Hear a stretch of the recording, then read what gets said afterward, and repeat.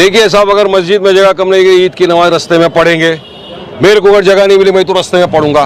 कर दो कैंसिल मेरा पासपोर्ट, किसमें ताकत है, कौन से प्रोविजन के तहत आप मेरा पासपोर्ट कैंसिल करेंगे? अब मेरे को मेरी छत है, वहां मेरे को नमाज पढ़ना, खाना खाना, जो भी क्या बीजेपी सिखाएगी मेरे को क्या करना है? जो मेरे को करना होगा, जो हमारी मर्जी में आएगा करेंगे। संविधान के दायरे में रहकर हम कर रहे हैं। जिस तरह से मुझे बताइए, हम गणपति का फेस्टिवल हमारा हिंदू भाई बनाते, किसी कोई रोकता है? पंडाल कहाँ रखते हैं? घर में लगते हैं, रास्ते पे लगते हैं, रास्ते पे लगते हैं। होली घर में खेलते, रास्ते पे खेलते, रास्ते पे खेलते। तो हम भी हमारा त्योहार का अगर आधा घंटा सुबह में अगर ईद की हमने नमाज अदा कर ली तो कौन सा पहाड़ टूट पड़ेगा? अरे पुलिस प्रशासन की जवाबदारी बनती है, रोकिए, वहां पे बंदोबस्त करिए ना। कौन सा ट्रैफिक का वेहिकुलर प्रॉब्लम हो जाता है आपको? हमने देखा है कांवड़ यात्रा के अंदर महीनों तक रास्ते के ऊपर भीड़ रही, उनके ऊपर तो आप आसमान से हेलीकॉप्टर से फूल बरसाते हो। और अगर मुसलमान ने बोल दिया कि हम रास्ते पे नमाज पढ़ेंगे तो आपको ये तकलीफ हो जाती है। अरे कितनी नफरत फैलाएगा बीजेपी? हमको तो लगता है कि इतनी नफरत फैल गई कि अब इनको हमारी नमाज जो पढ़ेगा उस पर भी केस कर देंगे। अब तो घर में भी नमाज जो पढ़ेगा उसको बोलेगा नहीं तेरे पे केस कर देंगे। घर में खाना खाया केस। अरे तो ये एक लिमिट होती है ना कोई चीज की।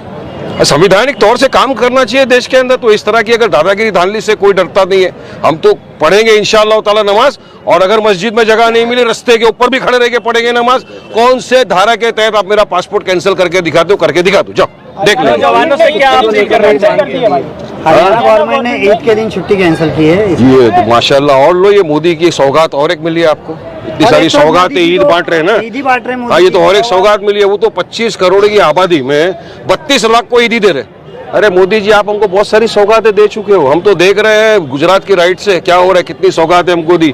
बिल्किस बानो के बलात्कारियों को आपने छोड़ दिया, ये सौगात से कम था? जखिया जाफरी बेचारी इंसाफ की गुहार लगाते लगाते अल्लाह को प्यारी हो गई, उसको इंसाफ नहीं मिला, ये क्या कम था? और अभी आप ये 32 लाख लोगों को किट देकर क्या कर रहे हो मोदी जी? तो बिहार का पोलराइज कर रहे हो। मगर वहां पर हमको बेवकूफ समझने की कोशिश मत करो। हमारी वक्फ की जमीन हम किसी भी कीमत पे 1 इंच भी तुमको हथियाने नहीं देंगे।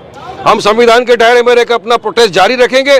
देश भर में हम इसके खिलाफ एहतजाज हमारा जारी है और आगे भी जारी रहेगा। हम चाहते हैं मोदी सरकार ये जो असंवैधानिक गैर कानूनी वक्फ का बिल लाया उसको वापस ले, फौरी तौर से वापस लेना चाहिए। कहीं ना कहीं 2014 के बाद अब मोदी जी को, लोगों को, मुसलमानों को ईदी बांटने का। अब मैं तो वही बोल रहा हूँ ना भाई, अभी 10 साल हो गए, 10 साल में 20 ईद अपनी आ गई, कभी बांटे क्या?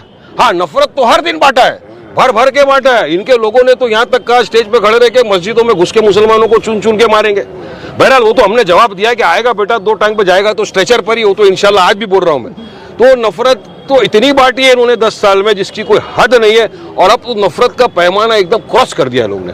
अब तो नमाज से भी इनको तकलीफ हो गई। लेकिन हम तो यकीन मानिए, मैं नमाज पढ़ूंगा रास्ते पे अगर मुझे मस्जिद में जगह नहीं मिली इंशाअल्लाह ताला।